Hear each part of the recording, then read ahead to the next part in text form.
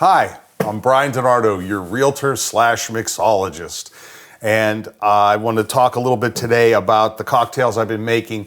I went to a party this weekend some clients had at Sean and Shelley, and thank you for a great Halloween masquerade. And I was talking to Shelley, and she said that a lot of my cocktails look incredible, but they're fairly complex. So I'm going back to basics. The next few that we're going to do in this series are going to be more about featuring a particular liquor and something I like about it. And Shelley does like martinis, although I'm more of a gin guy. So today I'm going to do a gin martini, and it's a pretty simple thing to do.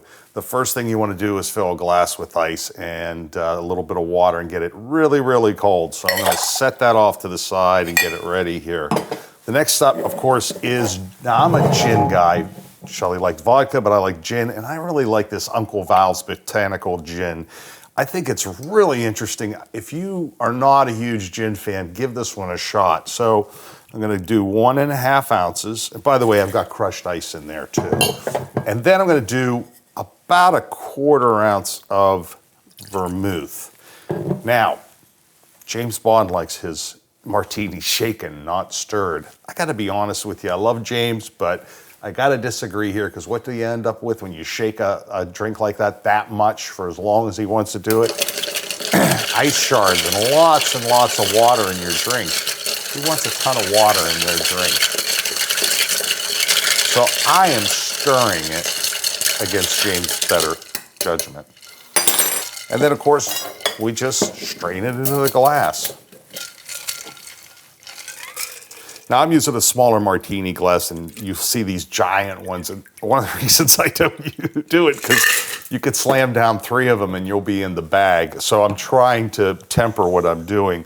And remember that when you do fill these up, don't go too high, because you have displacement from the olive. In fact, you could figure out the volume of the olive just by overflowing the glass.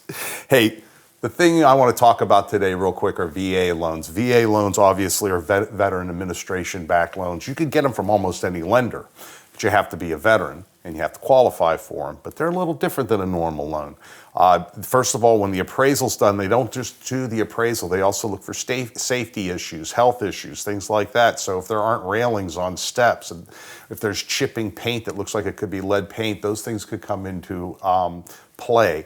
Also, in Baltimore City, we have something called ground rent. I'll talk about that in depth later, but if you do have ground rent, you have to get that redeemed either before or at closing. The VA won't let you do that. So I do know VA loans very well. I can help you with those. But until then, we have the martini, and this is nearly perfect. Cheers.